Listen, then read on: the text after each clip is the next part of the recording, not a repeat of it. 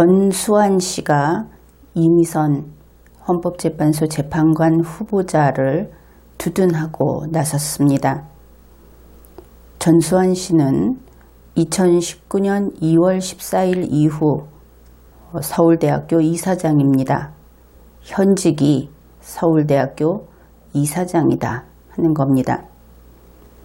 그런데 그 전수환 씨가 이미선 씨의 남편 오충진 씨와 동일하게 페이스북에 이미선 후보자를 두둔하는 글을 올렸고 그것을 언론사가 보도를 함으로써 전국에 뿌려지는 그런 결과가 되었습니다.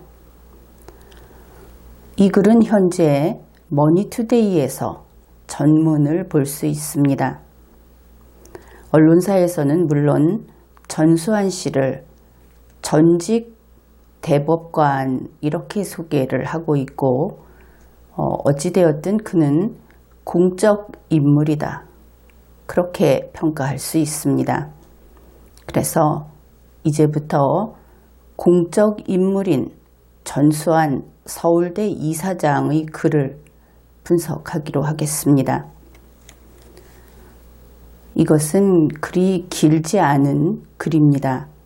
1번부터 5번까지 번호를 붙여서 5문단으로 그렇게 이루어진 글인데 총 양은 A4 한 장이 채 못 되는 그런 정도의 분량입니다. 그리고 이 글은 번호를 붙여놓기도 했지만 마치 판결서를 쓰는 것처럼 그렇게 다듬어서 작성을 한 글인 것을 알 수 있고 그래서 우리가 다소 엄격한 기준으로 그것을 평가를 해도 될 것이다. 사적인 글, 그저 수필이라든지 메모식의 글과는 성격이 다르다. 이것을 미리 알려둡니다. 첫 문단은 제1문부터 제4문까지 4개의 문장으로 이루어져 있습니다. 먼저 첫 문단을 소개하겠습니다. 나도 악플이 무섭고 다른 의견 사이에 오가는 적의가 두렵다. 조국인지 고국인지에 거치는 관심도 없다. 국민의 눈높이에 맞지 않다는 프레임이 국민으로부터 나온 것인지 알고 싶을 뿐이다. 부실한 청문회와 언론이 포기한 기능이 빚어낸 프레임을 부실한 후보 탓으로 호도하는 것은 수긍하기 어렵다. 이것이 첫 문단입니다. 한 문장씩 살펴보기로 하죠. 제1문은 나도 악플이 무섭고 다른 의견 사이에 오가는 적의가 두렵다. 이것입니다. 전수환 서울대 이사장은 악플이 무섭다. 그랬습니다. 전수환 서울대 이사장은 다른 의견 사이에 오가는 적의를 두려워한다. 그것을 알 수 있습니다. 여기에서 다른 의견이라고 하는 것은 우리는 여러 가지 다른 의견을 떠올릴 수 있을 겁니다. 나는 장미꽃이 좋다. 아니 나는 해바라기 꽃이 좋다. 이런 다른 의견도 있을 수 있습니다. 그런데 그것이 서로 다르다고 해서 그것 때문에 적의를 서로 쏟아낼 것인가? 그럴 리는 없겠죠. 앞으로 우리가 살펴볼 것인데 두 번째 문단에 이 내용을 이해할 수 있는 그러한 참고가 될 만한 내용이 있습니다. 그것을 참고하게 되면 여기에서 말하는 다른 의견은 소위 진보라고 하는 좌파 그리고 보수라고 하는 우파 이들이 서로 의견이 다르다고 표현이 된 그런 대상이다 하는 것을 알 수 있습니다. 어떻든 그는 좌파와 우파 사이에 오가는 적의를 두려워한다. 그냥 보면 이것이 제3의 지점에서 양측이 서로 공방을 벌이는 것을 보면서 무섭다. 이렇게 말하는 것처럼 보이는데 그것은 그렇지 않다는 것을 우리 모두가 알고 있지요. 전수환 서울대 이사장은 구경꾼이 아닙니다. 현장에 들어서 있는 어느 진영에 속해 있는 사람이다. 그것이 알려진 사실이고 또 자기 자신도 앞으로 그래서 그것을 드러냅니다. 우선 무섭다는 표현을 살펴보기로 하지요. 사람이 무엇을 무섭다 이렇게 이야기할 때 왜 무서울까? 그냥 보기에 흉해서, 추해서, 그들이 불행해 보여서 무서움을 느끼지는 않습니다. 이런 것이지요. 적이 앞에 있을 때, 상대방이 앞에 있을 때 그쪽에서 자기 자신을 향해서 돌을 던지는 겁니다. 공격을 하는 것이죠. 다시 말해서 상대방이 던진 돌이 전수환 씨의 머리에 명중할까봐 무서운 겁니다. 즉 자기 자신이 다치거나 죽임을 당할까봐 무서운 것이지요. 이 무섭다라는 표현의 그 본래 의미는 이런 겁니다.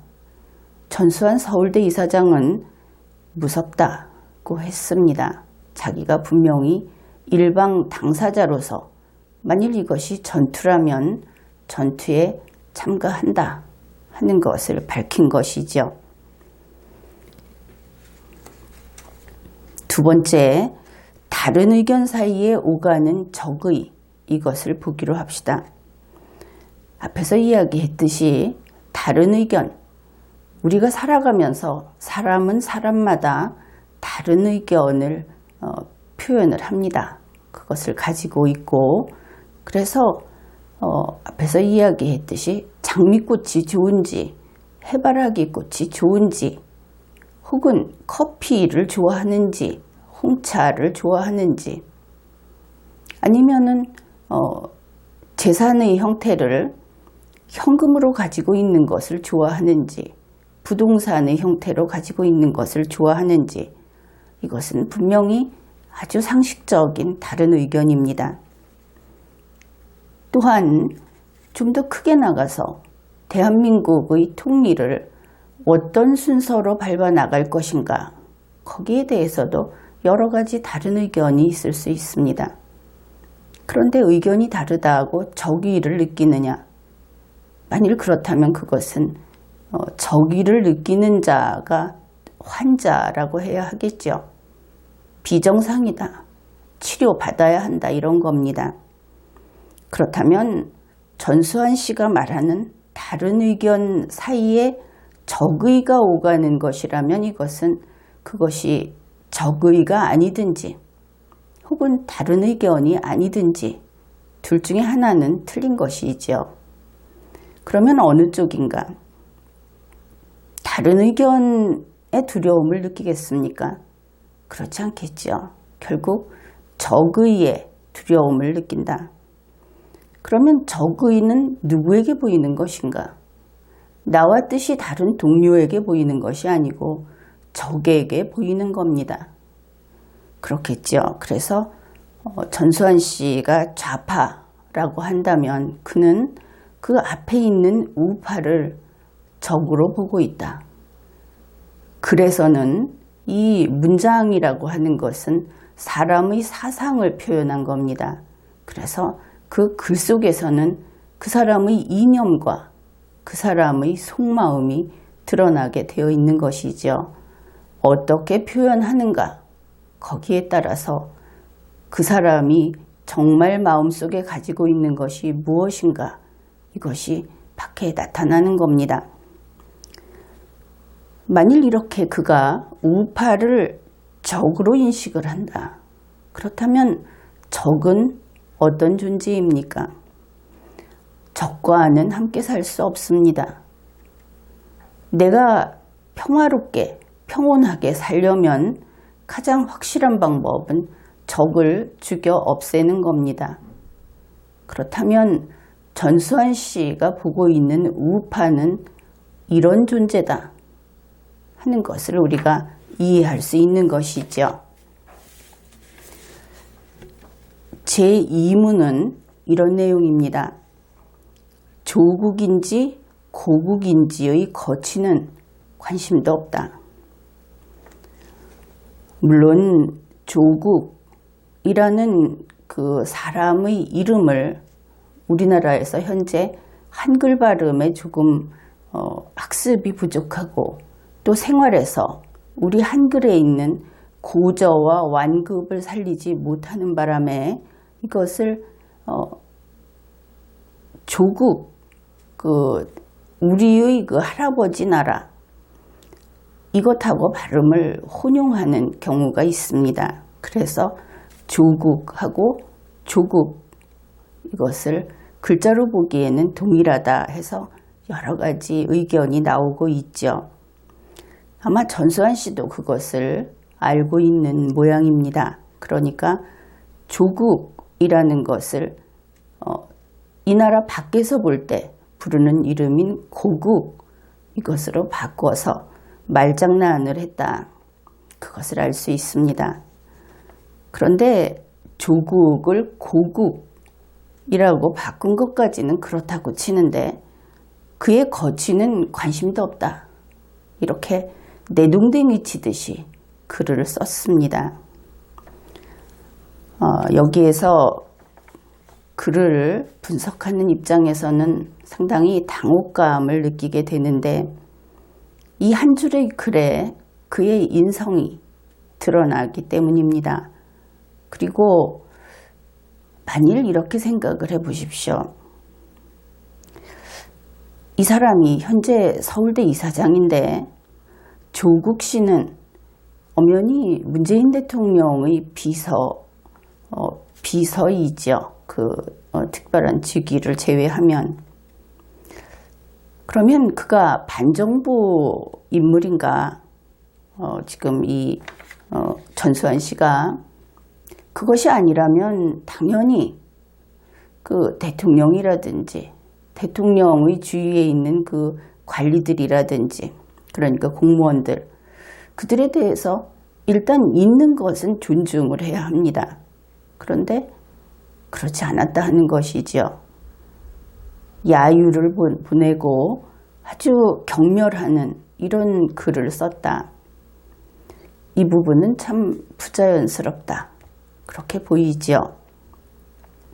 그것은 그렇다 치고 근 35년간 법관인 공무원으로 근무를 한 전수환 씨. 어떤 일을 35년간 하게 되면은 거기에서 어떤 자기만의 이념이라든지 이론이라든지 하는 그런 것들이 생겨나기 마련입니다. 우리는 그런 것을 기대하죠. 전문가에 대한 어떤 기대, 그런 것입니다. 게다가 그는 현재 큼직한 장자리를 몇 개씩 꿰어차고 있습니다. 서울대 이사장도 그 중에 하나입니다. 그런데 그런 인간이 쓴 글에서 문재인 대통령의 비서 조국 씨를 이런 식으로 이름 갖고 장난치고 나이가 67씩이나 된 어른이 그리고 그의 거취는 관심도 없다. 그따위 것은 관심도 없다. 이렇게 표현을 한 것이 무엇인가? 이것은 보통 사람과 같이 본다면 그러니까 보통 사람이라고 하는 것은 특히 교양이 없는 사람을 이야기한 겁니다. 다듬어지지 않은 사람.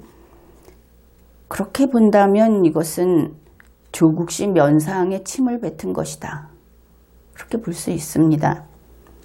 사실은 명예심이 있는 사람들끼리는 그 누구도 이런 식으로 말을 할 수 없는 것이죠.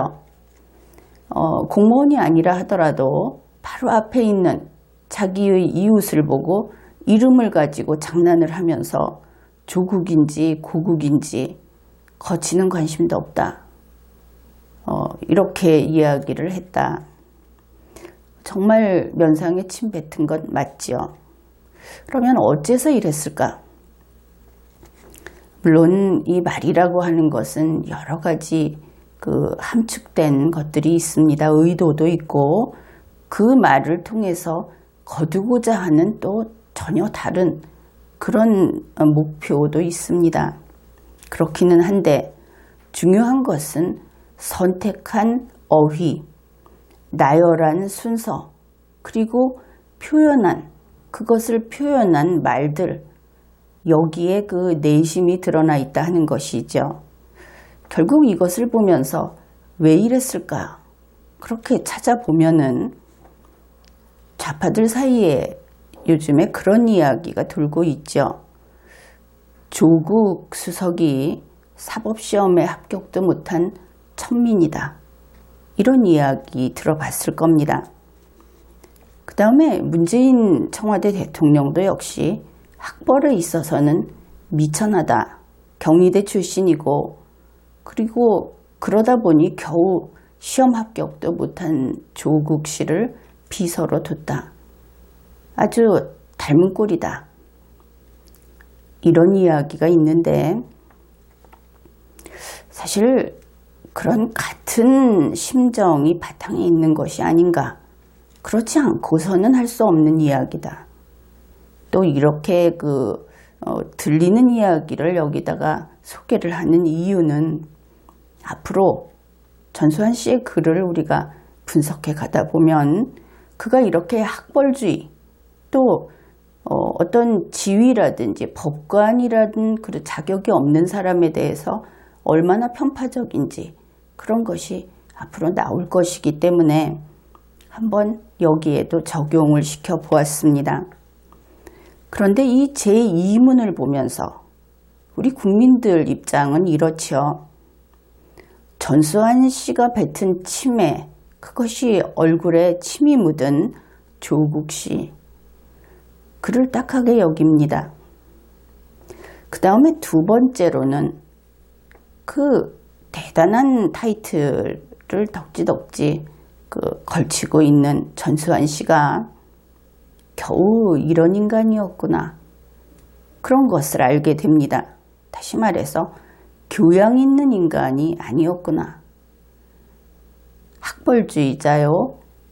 자신이 아주 대단한 권위가 있는 줄 아는 그런 교만한 자요. 그리고 귀족처럼 그런 선민의식이 있는 자다. 한마디로 반민주주의자다. 이런 것을 느끼게 되는 겁니다. 그 다음에 제3문과 제4문은 한 번에 묶어서 보기로 하죠. 그 내용은 이렇습니다. 국민의 눈높이에 맞지 않다는 프레임이 국민으로부터 나온 것인지 알고 싶을 뿐이다. 물론 이 문장에서는 그것이 국민으로부터 나온 것이 아니다 하는 의미가 바탕에 있는 것을 우리 모두 알 수 있죠. 다음 문장은 이렇습니다. 부실한 청문회와 언론이 포기한 기능이 빚어낸 프레임을 부실한 후보 탓으로 호도하는 것은 수긍하기 어렵다. 전수환 씨의 그 의문은 우리가 간단히 풀어줄 수 있습니다. 어떠한 공직자, 공직 후보자가 자질이 되는가 안 되는가에 대해서 국민의 눈높이에 맞지 않는다 하는 이 표현은 문재인 씨가 늘 하는 말입니다. 그것은 지금이라도 청와대에 가보면 무수히 발견할 수 있을 겁니다. 그러니 문재인 씨의 말을 모르고 전수환 씨는 또 공격을 한 것인가? 아니면 알고도 한 것인가? 프레임이라는 그 어휘, 여기에는 현재 전수환 씨가 이것을 썼을 때는 반감이 담겨 있습니다. 그것은 틀렸다. 이런 반감이 담겨 있는데 그런 어휘를 고른 전수환 씨는 결과적으로 문재인을 물어뜯은 셈이다. 이렇게 되고 맙니다. 둘이서 한번 잘 싸워보라고 하지요. 그 다음에 부실한 청문회 부분입니다. 이것도 참 국민의 입장에서도 그렇고 또 국회의 입장에서도 그런데 현직 서울대 이사장이 국회가 공무수행한 것을 부실하다. 이렇게 평가하고 나섰다. 이것은 좀 중대한 문제라고 하겠죠. 그런데 국회의 청문회 그것이 만족스럽든 어떻든 현재 청문회와 현재 이 사건, 이 글을 써서 변명을 해주고자 하는 그것은 묘하게 지금 그 주객이 바뀌어 있는 그런 상황입니다. 전수환 씨는 국회가 공무수행을 제대로 못했다. 국회의 청문회가 부실했다 그러는데 실은 청문회에서 이런 문제점들이 다시 공표되고 공개적으로 밝혀진 것 아니겠습니까? 그 청문회가 완벽하게 잘했다. 그런 이야기를 하자는 것이 아니고 이번 청문회에서 바로 이 문제를 찾아낸 것이다. 그러면 이런 식으로 말을 하게 되면 이미선 후보의 그 문제점을 찾아낸 그 청문회가 부실하다고 비판하는 전수환 씨는 도대체 뭘 바라고 뭘 요구하는 것인가? 이런 질문을 다시 받게 되겠죠. 국어 능력에 문제가 있는 것인가? 그렇게 될 겁니다. 그 다음 부분은 더더욱 우리가 참 난처하다 할 정도로 글이 안 되는 그런 부분입니다. 언론이 포기한 기능이 빚어낸 프레임, 이 부분입니다. 이것도 미리 이야기하자면 이렇죠. 언론의 기능은 사실보도 그리고 또 건전한 비판 이런 것인데 이번에 이 문제에 대해서만큼은 언론이 맹활약을 하고 있다. 포기하지 않았다. 국민은 그렇게 보고 있습니다. 사사건건 국민하고 충돌을 일으키는 전수환 씨다. 아니 건전한 상식을 지닌 사람들의 의견과 계속 충돌하고 있는 전수환 씨다. 이것을 알게 되지요. 그 다음에 이 표현이 또 참 묘합니다. 언론이 포기한 기능이 빚어낸 프레임, 이 부분입니다. 이것은 사실 기계를 이런 식으로 만들게 되면 작동하지 않습니다. 집을 이런 식으로 짓게 되면 그 집을 쓸 수 없을 겁니다. 왜냐하면 말이 안 되기 때문이지요. 언론이 포기한 기능이 그러면 포기한 기능이라는 것이 있습니까? 언론이 어떤 기능을 하지 않았기 때문에 이런 말이 되겠죠. 언론이 어떤 기능을 포기하면 언론이 그 일을 하는 겁니까? 안 하는 겁니까? 안 하는 것이겠죠. 일을 안 하면 기능은 작동되지 않습니다. 발휘되지 않습니다. 어떤 기능이 발휘되지 않으면 그 다음 일이 생기지 않죠. 그런데 전수환 씨는 어떤 일을 안 한 것이 다른 것을 빚어냈다. 즉 생산했다 하고 이야기를 합니다. 생산해낸 것은 프레임이다. 그러면 일을 안 하면 프레임이 생산되는구나. 아, 일을 안 하면 창조가 일어나는구나. 이 글이 바로 이렇게 비논리적인 비문입니다.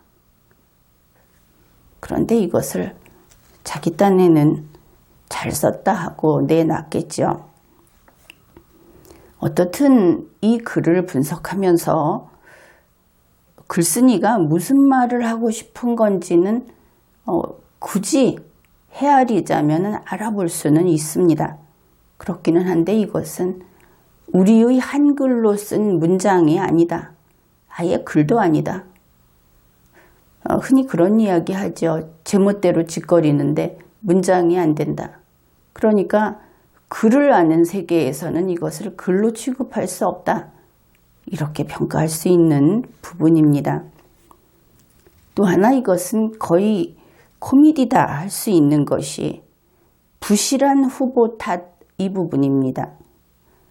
전수환 씨는 후보가 부실하다 하고 스스로 밝힙니다. 그렇죠. 이미선 후보자는 부실합니다. 우리가 그걸 받아들이죠. 맞습니다. 그래 놓고는 전수환 씨가 뭐라고 하냐면은 부실한 후보 탓으로 호도한다 이렇게 이야기를 합니다. 아니 부실한 후보는 탓을 해야 옳은 것이죠. 부실한 후보 탓은 옳은 것입니다. 무엇을 탓한다 하는 것은 보통 그 대상이 책임질 일이 아닌데 핑계댄다 이런 뜻인데 부실한 후보를 탓하는 것은 핑계대는 것이 아니고 해야 될 그 비판을 하는 것이고 책임을 져야 할 자에게 지우는 것입니다. 옳은 일이죠. 그런데 그것을 호도했다고 표현을 했습니다. 그래서 부실한 후보 탓으로 호도하는 것은 수긍하기 어렵다. 자기는 거기에 찬성할 수 없다. 이렇게 이야기를 한 것이죠.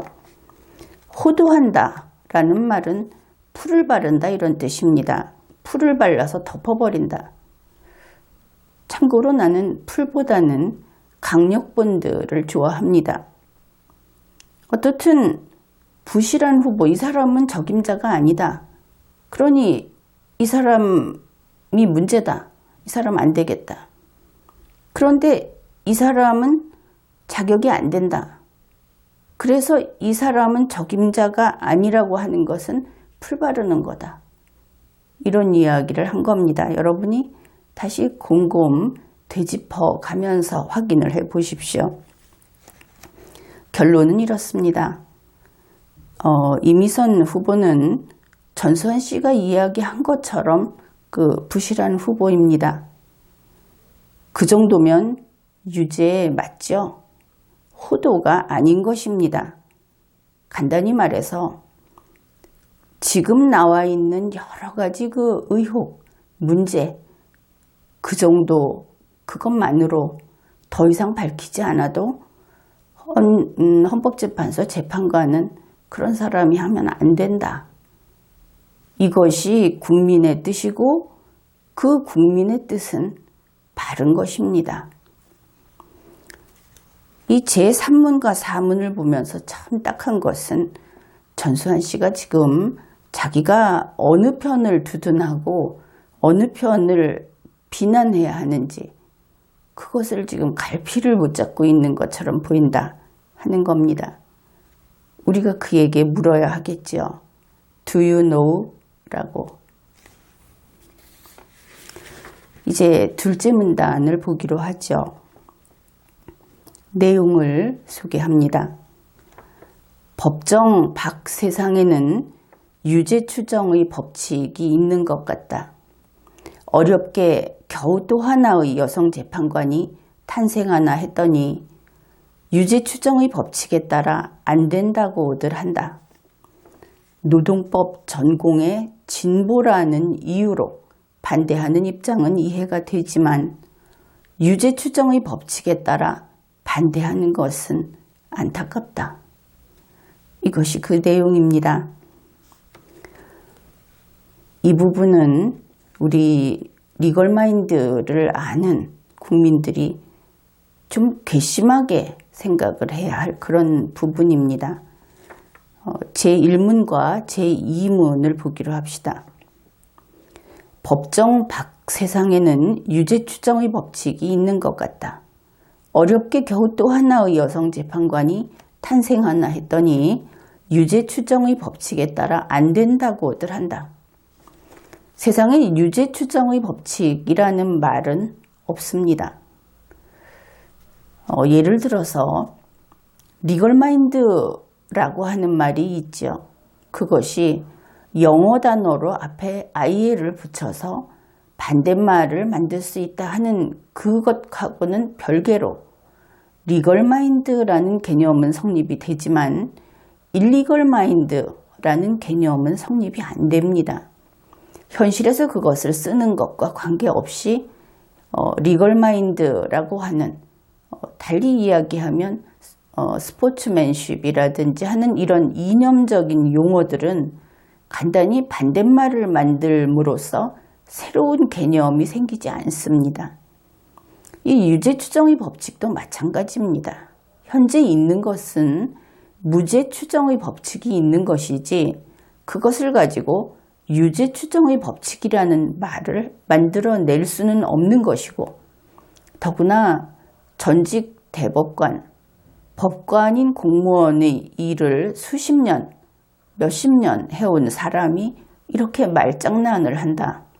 앞에서 조국 씨를 조국인지 고국인지 했을 때도 그렇고, 여기에서 사람이 좀 경솔하구나, 그런 생각을 하게 됩니다. 더구나 이 유죄 추정의 법칙이라는 말, 이런 것은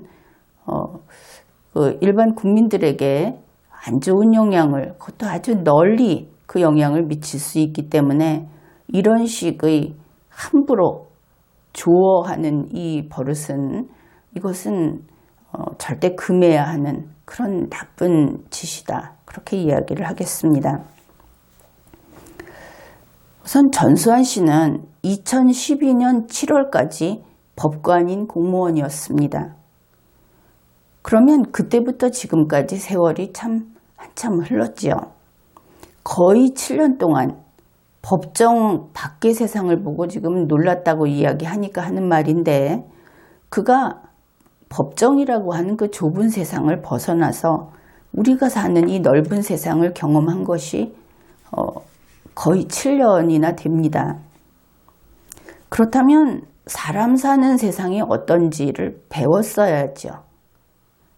그가 아침에 출근해서 저녁에 퇴근하는 것이긴 하지만 하루 중에 상당한 시간을 법정에서 보냈다. 그것을 감안해 줍시다. 그렇다고 하더라도 준법 국민들이 어떻게 살고 있는지, 그 세상에 대해서 모르고 있다 하는 것은 그가 모자라는 사람이다, 이렇게 평가를 받아도 할 말이 없는 겁니다. 그리고 이제 거의 7년 동안 완전하게 우리 국민들과 같은 세상에서 살고 있죠. 퇴임을 했으니까. 그런데 이렇게 상식 밖의 이야기를 하는 겁니다. 이런 이야기를 해보기로 하죠. 전수환 씨는 자기가 있던 그 법정 안이 무슨 대단한 궁궐이라도 되는 줄 아는 모양인데, 우리가 분명히 정리할 것이 그렇습니다. 법정이 있죠. 그 법정에 누가 갑니까? 우리 준법 국민은 안 갑니다.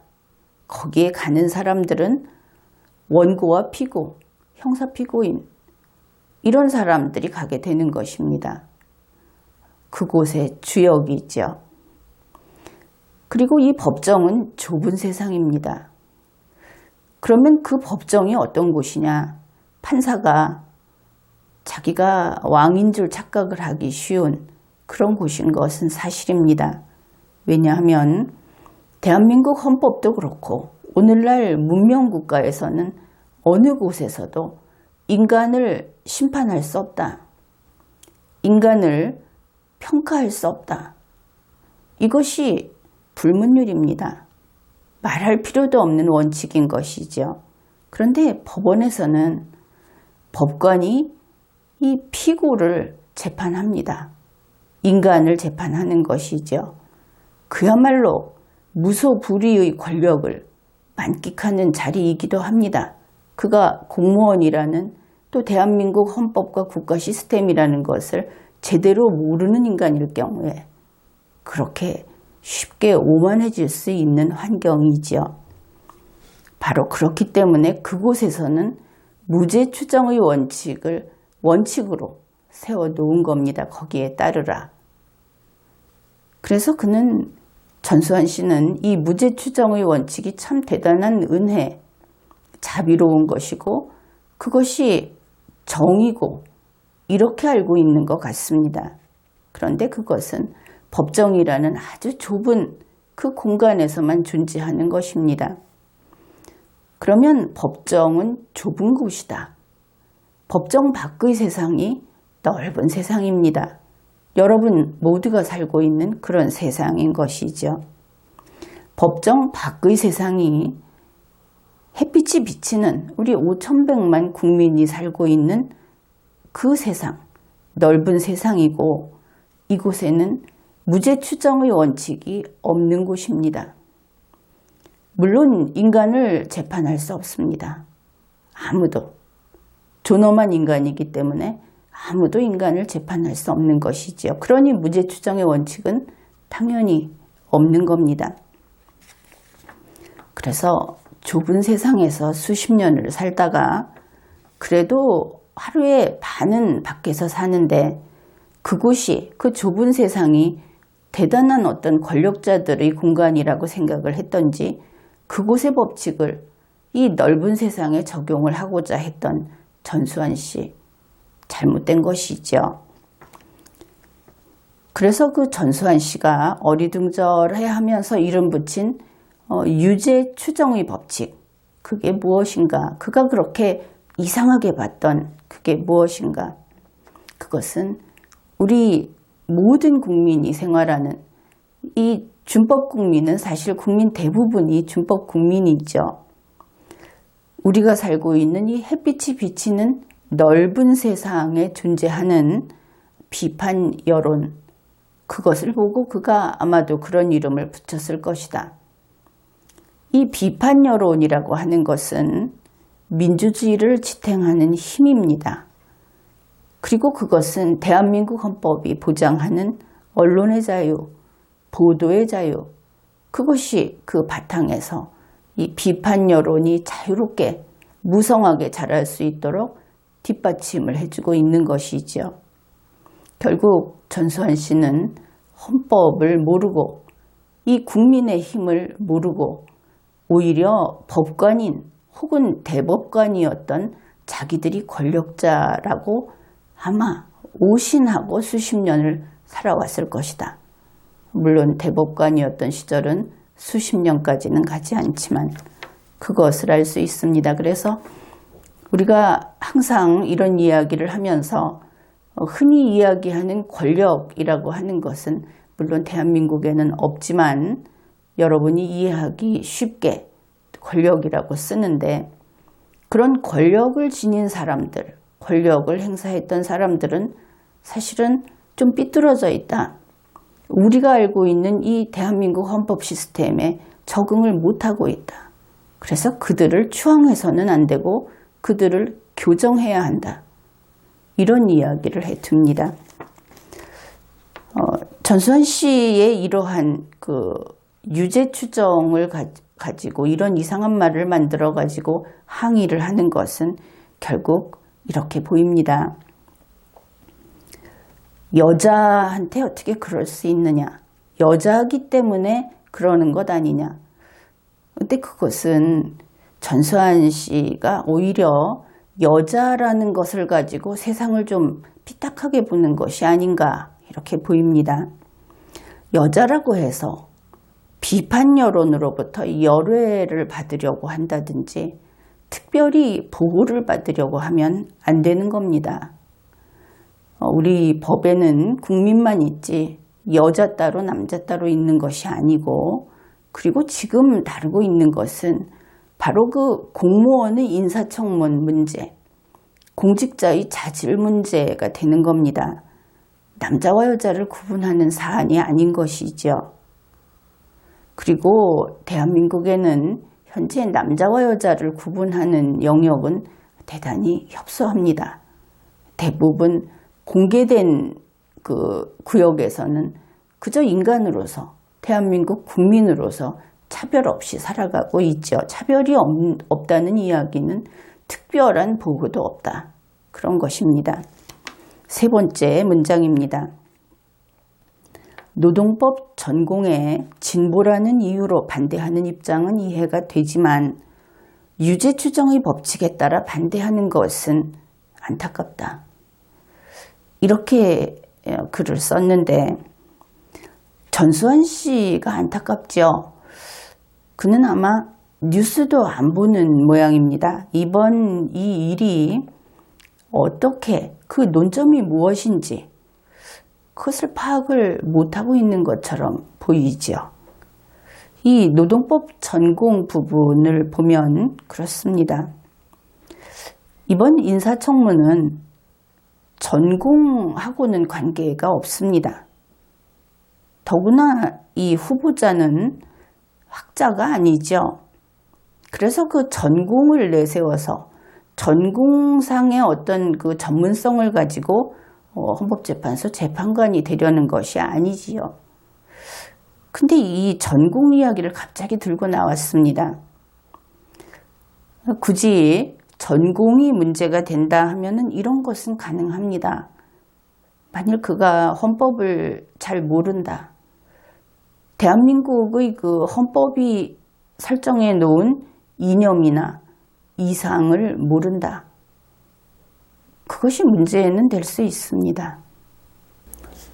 그 다음으로 전수환 씨는 이미선 후보자가 진보라는 이유로 지금과 같은 그 반대에 부딪혔다. 그렇게 이야기를 했죠. 그런데 이것은 참 놀랍다. 어떻게 이렇게 이야기할 수 있을까? 그런 느낌이 드는 부분입니다. 지금은 그렇지 않습니까? 진보, 그러니까 좌파여야 하는 그런 세상이 아닙니까? 그런데 참으로 묘한 것은 그쪽 사람들, 대개 그렇죠. 그렇듯이 이 말을 하는 전수환 씨도 지금 민주당이 야당인 줄 알고 있다. 그런 느낌이 든다 하는 겁니다. 민주당도 그렇고 또 청와대에 있는 사람들도 그렇고 청와대 그 부근에 있는 사람들도 그렇고 거기가 자기 자리가 아니고 메인은 따로 있고 자기들은 안티라고 느끼고 있다. 아주 내놓고 그런 이야기를 하고 있는데 어떻든 그 자리가 자기 자리가 아니다. 그것만큼은 알고 있는 모양이다. 그런 생각을 합니다. 전수환 씨를 위해서 이런 이야기를 해두지요. 2017년 5월에 민주당의 추천을 받은 문재인 씨가 당선이 됐습니다. 보궐대통령에. 그리고 보궐대통령에 취임을 했습니다. 그래서 지금 시대에 진보라고 하는 그 좌파 딱지, 그거는 훈장입니다. 낙인이 아닌 것이죠. 그래서 진보라는 이유로 이미선 후보자가 지금 안 된다 하는 이야기를 듣는 것이 결코 아니다. 훈장 달고도 안 된다 하는 이야기를 듣고 있다. 이것을 제대로 알아야 하겠습니다. 현재 이미선 후보자에 대해서 알려져 있는 그 혐의, 우리 국민들이 현재 이것 때문에 분노하고 하는 그것은 요약하면 이렇게 됩니다. 법관인 공무원 부부가 더럽게 권력을 내세워서 돈을 벌어왔다. 그렇게 공직을 오염시켰다. 부패했다. 그런데 또 더해 먹겠다고 한다. 부부가 다 나서서 서로 편들고 그래서 국민들이 화를 내고 지탄을 하고 있는 것입니다. 그런데 거기에 전수환 씨가 또 거들고 나선 것이죠. 이제 셋째 문단을 보기로 합시다. 후보자는 여성이 아니더라도 법원 내 최우수 법관 중 하나다. 법원 행정처 근무나 외부 활동 없이 재판에만 전념해 온 경우라 법원 밖에서는 제대로 모를 수도 있으나 서울중앙지방법원 초임판사 시절부터 남다른 업무 능력으로 평판이 났다. 재판연구관으로 근무하는 동안 대법관들 사이에 사건을 대하는 탁월한 통찰력과 인권 감수성, 노동사건에 대한 전문성을 평가받고 공인받았다. 이례적으로 긴 5년의 대법원 근무가 그 증거다. 이것이 셋째 문단입니다. 제1문을 보겠습니다. 후보자는 여성이 아니더라도 법원 내 최우수 법관 중 하나다. 전수환 씨는 여성이 아니더라도 최우수 법관이라고 했습니다. 결국 여성이면 무조건 최우수 법관이다. 문맥상 이렇게 되죠. 문장의 뜻이. 만일 이것이 글을 잘못 쓴 것이 아니고 제대로 썼는데 이렇다고 한다면 전수환 씨는 참 이상한 여성 우월주의자다. 그렇게 평가를 할 수밖에 없습니다. 어째서 여성이면 그냥 최우수 법관인가? 납득할 수 없는 부분이죠. 또한 전수환 씨가 사용한 영어 번역투의 문장 최우수 법관 중 하나, 이것은 최상급의 그 사용법을 몰라서 쓴 것처럼도 보이는데 최우수라는 말이 애초에 복수가 되지 않죠. 그런데 최우수 법관 중 하나라고 함으로써 최우수 법관이 복수라는 것을 알게 됩니다. 아, 최우수 법관이 무더기로 있구나. 그것을 알 수 있는 것이죠. 그러면 어째서 이런가? 바로 앞에서 여성이 아니더라도 최우수 법관 이 부분에서 여성이면 무조건 최우수 법관이구나. 우리가 이렇게 의문을 표시했었는데 그것을 받아들여서 여기에 적용시키면 풀이는 됩니다.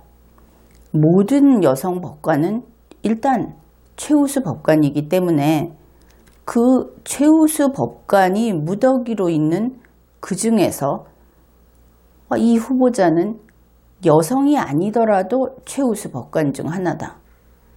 이러면 정리가 되겠죠. 여자들 무조건 다 들어가고 거기에 최우수 법관이 있는데 이 후보자는 여자여서 최우수 법관인 것이 아니고 최우수 법관이다.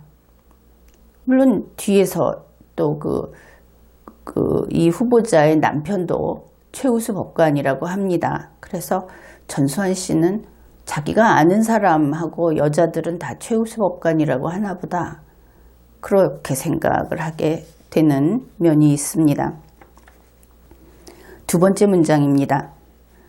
법원 행정처 근무나 외부 활동 없이 재판에만 전념해온 경우라 법원 밖에서는 제대로 모를 수도 있으나 이제 법원 밖에서는 제대로 모른다고 했습니다. 법원 안에서만 알고 있는 사실이죠.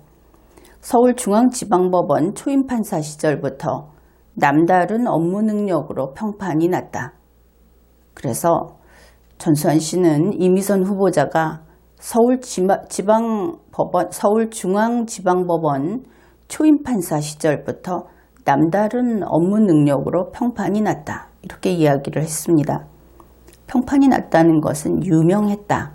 이런 뜻이고, 그리고 법원 밖에서는 제대로 모르는 사실이라고 이야기를 했죠. 그러니까 법원 안에서 바로 이 시기에 이미선 후보자는 남다른 업무 능력이 있다 하고 그것으로 유명했다.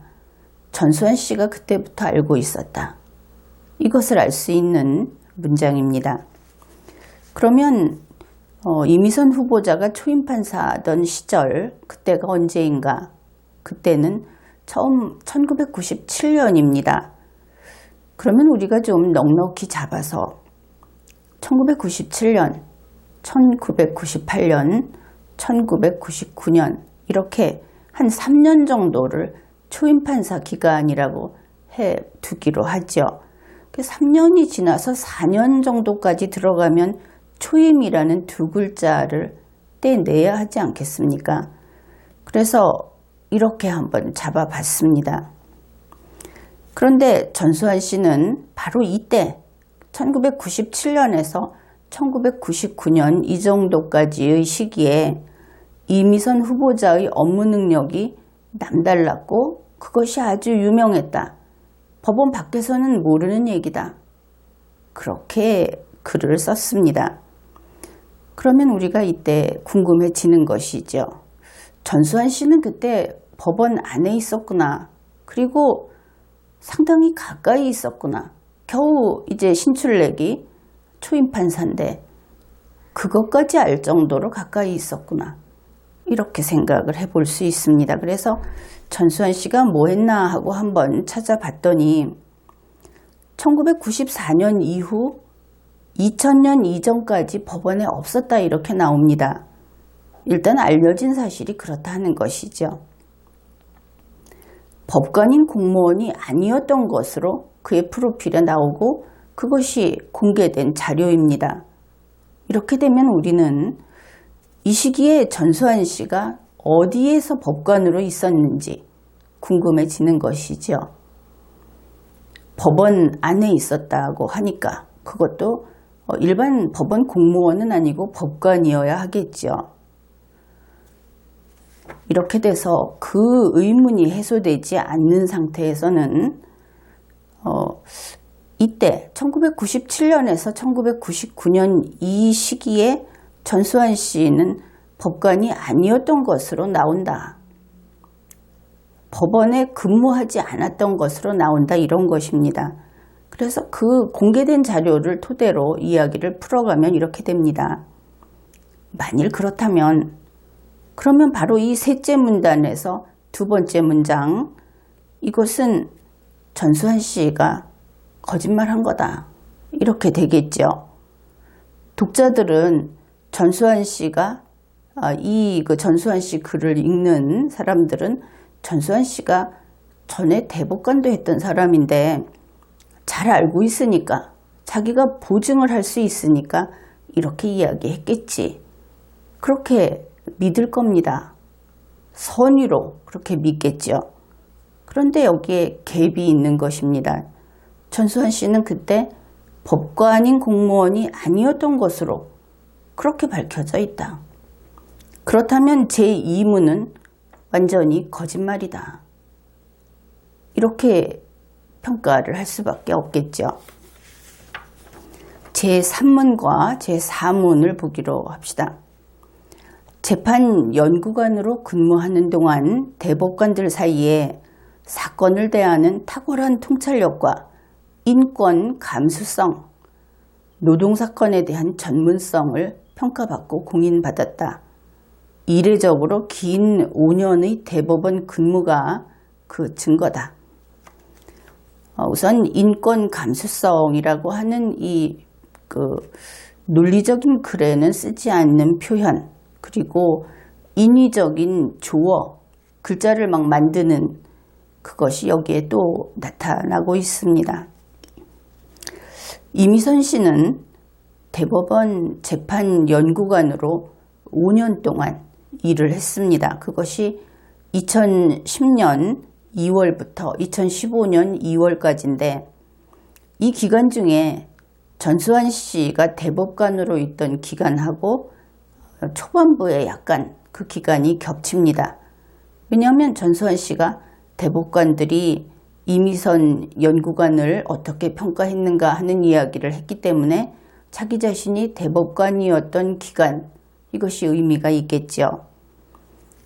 그러니까 2010년 2월부터 2012년 7월까지 거기에 대한 전수환 씨의 평가가 바로 이 제3문이다.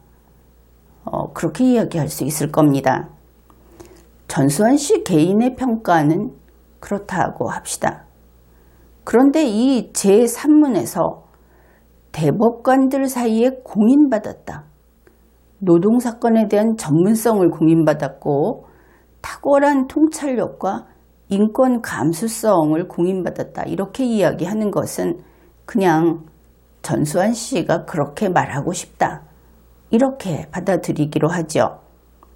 이 표현은 객관적인 글로 보기도 어렵고 더구나 대법관들 사이에 그렇다 하더라 하는 그런 이야기는 사람들에게 그렇게 이야기를 해서는 좀 곤란한 참 여자스럽게 참 주관적으로 세상을 남에게 강요하는 자신의 생각을 강요하는 그런 표현이다. 이렇게 봅니다. 이런 식의 글쓰기는 좀 글을 읽는 사람이 편하게 읽기도 어렵고 매번 이것을 검증해 가면서 읽어야 하기 때문에 좀 불편한 그런 글이기는 합니다.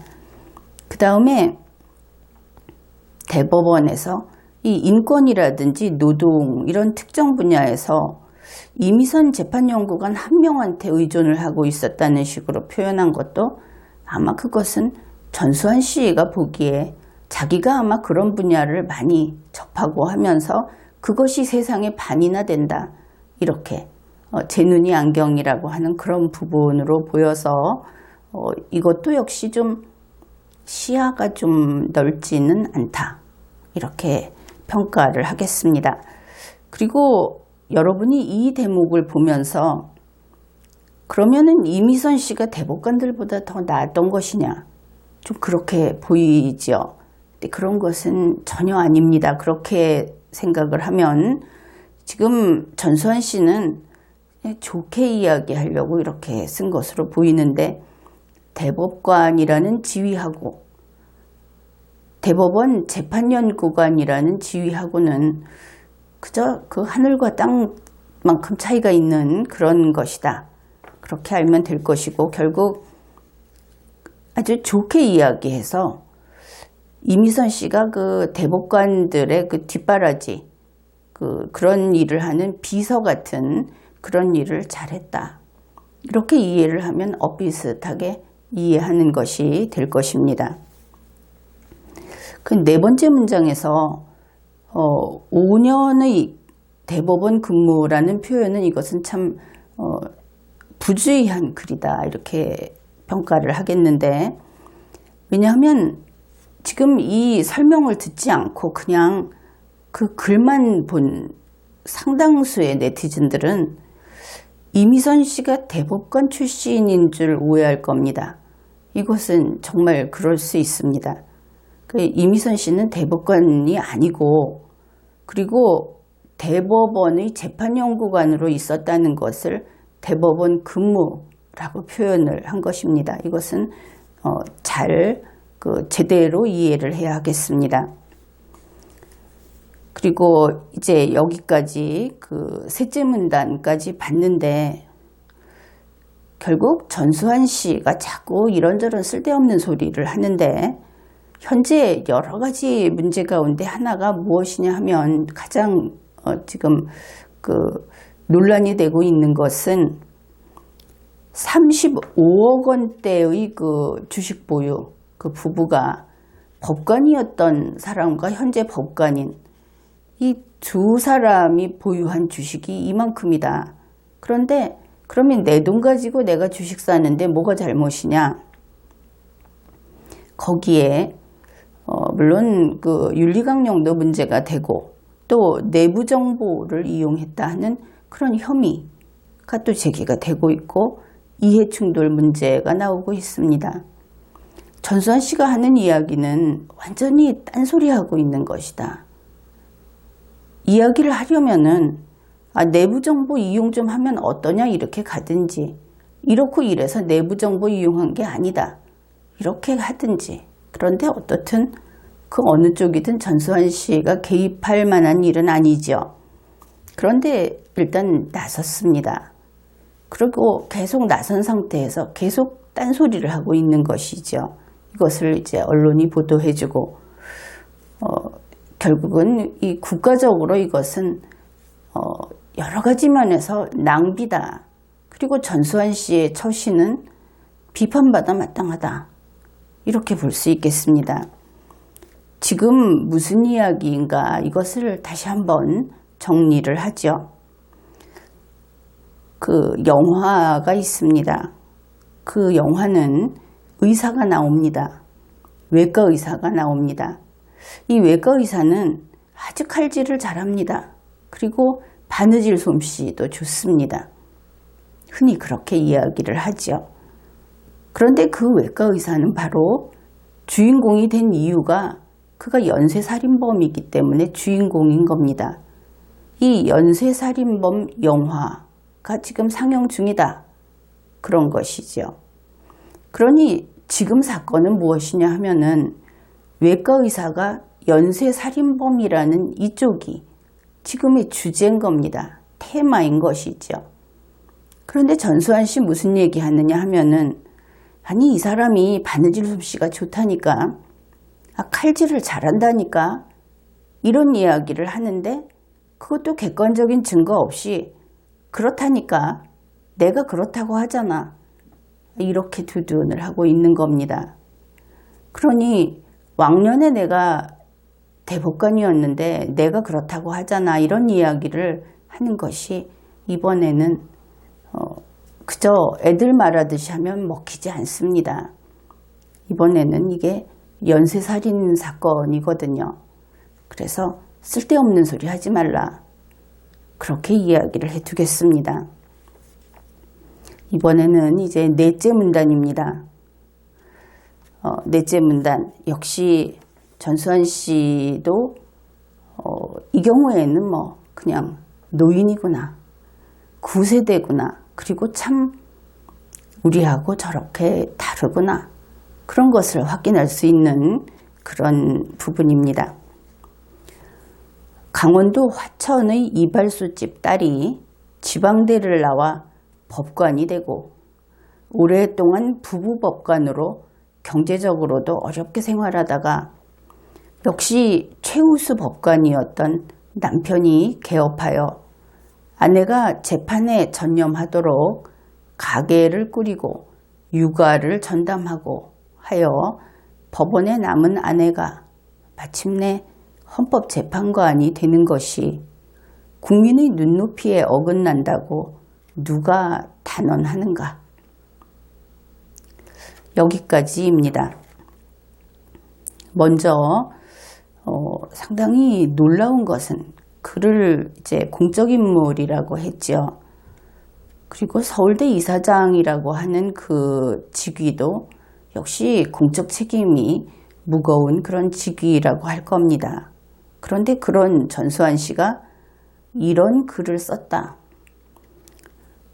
사실 이렇게 되면은 거의 사회생활을 끝내야 할 그런 정도까지 일을 저지른 것이 아닌가 이렇게 보입니다. 왜냐 그것을 살펴보기로 하죠.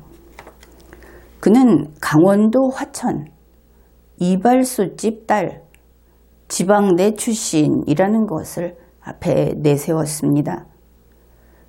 이게 무슨 뜻이냐? 그런 사람이 법관이 됐다. 이 문장은 결국 지금 이야기한 이런 신분은 법관이 될 신분이 아니다. 이런 내심이 나온 겁니다. 이런 이야기 있죠. 쓰레기통에서 장미가 핀 격이다. 물론 이 후보자 이미선 씨가 장미라고 하면 좋게만 보이죠. 그런데 그의 환경, 그의 사랑하는 사람들, 그의 고마운 부모들, 그 주위의 모든 사람들이 쓰레기통이 되는 겁니다. 이런 사고, 이것은 쉽게 바뀌지 않는 이 전수환 씨 같은 사람들이 평생을 이런 사고 속에서 살아왔다. 이것은 밖으로 내보낼 때 포장도 하지 않을 정도로 본인들은 자연스럽게 이런 이야기를 하는 그런 인간들이다. 그것이 드러난 겁니다. 이게 무엇이냐 하면은 강원도 화천은 못 사는 지역의 대명사입니다. 이발소집 딸, 이발소라는 것을 천한 직업으로 이야기한 것이죠. 그것이 우리 일반 국민의 정서와는 일치하지는 않습니다. 그러나 전수환 씨는 이것을 천한 직업으로 보고 있다. 그 다음에 지방대 출신, 이 학벌차별의 의식이 드러나고 있습니다. 우선 앞부분 이 대목에서 우리로서는 우리 그 양식이 있는 리걸 마인드가 있는 국민으로서는 이해하기 어려운 뒤틀린 가치관의 소유자가 전수환 씨구나. 이런 것을 느끼게 됩니다. 그 다음에 그는 그 이미선 씨 부부, 그들을 이렇게 이야기를 합니다. 오랫동안 부부 법관으로 경제적으로도 어렵게 생활하다가 남편이 개업을 했다. 이 개업은 변호사 개업을 한 것을 말합니다. 이렇게 전수환 씨가 이야기를 했는데 과연 그것이 사실인가? 바르게 본 것인가? 이것을 살펴보기로 하죠. 이 사람들이 혼인한 것이 1999년이라고 합니다. 그리고 그 남편이 개업을 한 것이 2010년경이라고 합니다. 그러면 우선 부부 법관이라고 하는 그런 직업에 있는, 그런 직업을 가지고 있는 사람들이 얼마나 어렵게 살고 있는가? 과연 그들이 어렵다고 할 수 있을 것인가? 이 부분이 우선 우리는 거기에 찬성할 수 없는 그런 내용입니다. 부부 법관은 두 사람이 다 법관의 월급을 받고 있습니다. 그리고 1999년 이들이 혼인했을 때 이미선 씨, 오충진 씨는 모두 이미 몇 년 차 법관 생활을 이미 해온 그런 상황에 있습니다. 그런데 그들을 보고 경제적으로 어렵다. 이렇게 이야기를 한 것이죠. 더구나 전수환 씨는 2010년 그 변호사 개업을 할 때까지 계속 어려웠다. 이 부분은 확실히 사실과 전혀 다르다. 그렇게 이야기할 수 있고, 두 사람이 법관의 월급을 받고 있는 부부가 경제적으로 어렵다. 이미 가지고 있던 기본 재산이 없었다 하더라도 경제적으로 어렵다고 하는 것은 사실이 아니다. 그렇게 봅니다. 이것은 전수환 씨가 워낙 돈이 많고 워낙 어렵게 산다는 기준을 모르고 그래서 그러는지는 모르겠지만 우리 일반적인 국민들이 어떻게 사는지를 완전히 캄캄하게 모르는, 그것을 모른다는 의미에서 그야말로 무식한 발언이다. 이렇게 볼 수 있습니다. 그리고 전수환 씨는 이미선, 오충진 이 두 사람이 1999년에서 2010년까지 경제적으로 어려웠다. 그렇게 주장을 했죠. 그런데 이것은 알다시피 이미선 씨의 답변, 언론에 보도된 내용과 충돌합니다.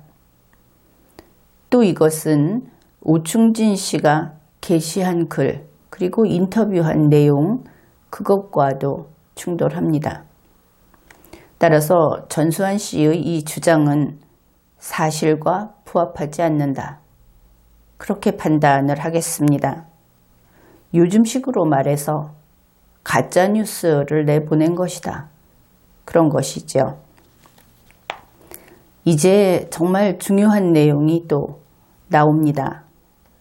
전수환 씨는 이미선 씨의 남편이 가게를 꾸리고 또 육아를 전담했다. 아내가 재판에 전념하도록 법관을 그만두고 변호사로서 돈을 벌었다.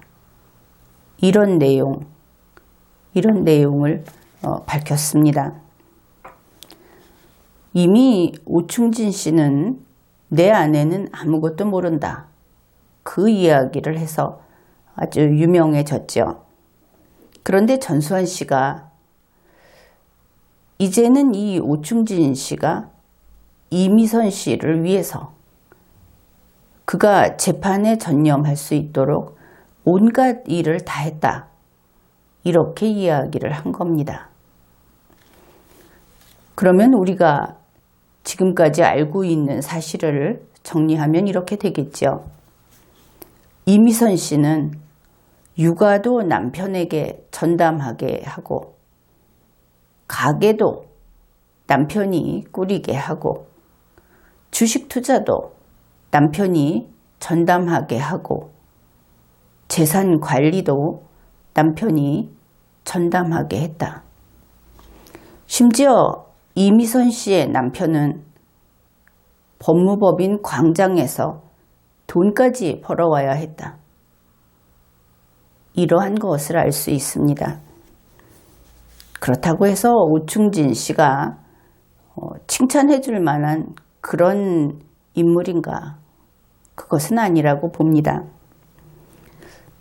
최근 오충진 씨의 말이 언론에 보도가 됐는데 그야말로 간이 배 밖에 나왔다. 그런 느낌을 받고 있습니다. 반성하고 사죄하기는커녕 35억짜리 강남 부동산 그런 걸 사서 차라리 부동산 투기를 하는 건데 이런 이야기를 해서 국민의 분노를 사고 있습니다. 부부가 다 가관이다. 이런 것이죠. 어떻든 전수환 씨의 말까지 이렇게 보태지고 보니까 이미선 씨는 오직 재판 머신이다. 그것도 인권과 노동 전문의 머신이다. 이것을 알 수 있습니다.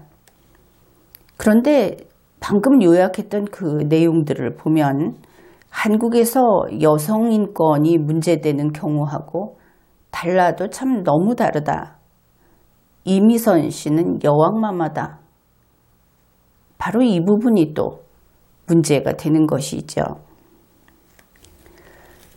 이미선 씨는 현재 부장판사입니다. 그리고 연봉 5억 3천만 원을 받는 남편을 둔 여자입니다. 1년에 5억 3천만 원 받는 남편을 둔 여자. 그런데 그 남편이 애도 키우고 재판할 수 있도록 그 법관이라는 그 공무원의 직을 할 수 있도록 재산관리부터 모든 걸 다 맡아서 하고 그리고 부부가 보유한 주식이 35억 원어치인 여자. 바로 이런 사람을 여권 신장을 위해서 여자한테 일정 부분, 일정한 몫을 줘야 한다 하는 그 자리에 여자니까 이 사람을 갖다 앉혀야 하겠다 하고 지금 모두가 팔을 걷고 나서서 그 운동을 하고 있는 겁니다. 대한민국에서 여성 인권 보장을 받아야 하는 여성의 인권이 향상되어야 한다 하는 그 다수 여성들은 이 여왕마마의 발뒤꿈치도 구경을 못하죠. 결국 이들이 하는 짓은 대한민국의 여성을 분노로 끌어오르게 하는 것이다. 그것을 알 수 있습니다. 전수환 씨의 말도 또 다른 면에서 우리 국민들을 분노하게 하죠. 법관인 공무원 출신인 자기들, 이 오충진 씨도 법관 출신이고 전수환 씨 자신도 그렇고 또 이미선 씨는 현직 법관이죠. 그 자기들은 우리 일반 국민하고는 다르다는 주장을 하고 있다. 내용이 그렇습니다. 전수환 씨가 경제적 어려움을 이야기하는 것을 우리가 거기에 동의해 줄 수 없는 것이 바로 이러한 오만함, 그것 때문이죠. 오만함도 어떤 자신의 세계를 지켜가는 오만함이 아니고 추잡한 오만함, 그래서 그런 겁니다. 전수환 씨 같은 사람들은 경제적으로 어렵다 이렇게 표현을 하죠. 바로 그 순간에 우리 대한민국 국민의 적지 않은 그런 숫자의 대한민국 국민은 이런저런 이유로 돈이 없어서 죽어갔습니다. 굶어 죽기도 했고 다른 사유로 돈이 있었으면 생명을 구할 수 있는 그런 때 죽어야 했던 것이죠. 전수환 씨는 그것을 모르는 인간이다. 그는 1978년부터 근 35년간 대법관까지 하면서 세금으로 봉급을 받아왔습니다. 그리고 그 스펙으로 지금 67세에도 대단한 자리를 몇 개씩 꿰어차고 있습니다. 그런데 우리가 지금까지 그의 글을 읽으면서 보았듯이 그의 속마음, 그것이 그래서 여기저기 빚어나와 있었죠. 교만하고 왜곡된 사고, 수준 낮은 문장력, 인간에 대해서 전혀 이해하지 못하는 그러한 척박한 인식, 법정 밖에 있는 우리 대다수, 흔히 절대다수의 준법 국민을 얕잡아보는 그런 인성의 인간, 그리고 그런 변변치 않은 능력의 인간, 우리가 이 한 편의 글을 통해서 읽어낸 것은 그런 겁니다. 그런데 그런 사람이 법관이었다는 것 때문에, 그러니까 결국은 남보다 좋은 조건에서 인생을 살아왔다는 것 때문에 나이 들어서도 더 좋은 조건에서 살아야 한다는 듯이 대단한 자리를 꿰어차고 있는 겁니다. 이거 이제 고쳐야 하지 않겠습니까? 이제는 지금 그 일을 할 수 있는 사람, 그래서 지금 결과를 낼 수 있는 사람이 그 자리를 맡아야지, 예전에 뭔가 했던 사람이기 때문에 맞는 것, 그것만큼은 바꿔야 하겠다. 그래서 전수환 씨 같은 사람들, 그들에게 우리가 이런 이야기를 들려주어야 합니다. 이제 그만하는 것이 어떻겠느냐. 사실 탐욕이라고 하는 것은 좌파 우파가 없다는 것을 최근 1, 2년 사이에 우리 국민들은 뼈저리게 느꼈습니다. 이제 마지막 단락입니다. 5번째 문단인데 여기에서 뒷부분은 그냥 생략하겠습니다. 의미 없는 내용이고 또 비논리적이고, 그래서 굳이 소개는 안 하겠습니다. 앞부분에 이런 것이 있습니다. 이렇게 더디고 힘들어서야 언제쯤 성비 균형을 갖추게 될까? 여자 대 남자 이런 성비 말입니다. 그런 날이 오기는 할까?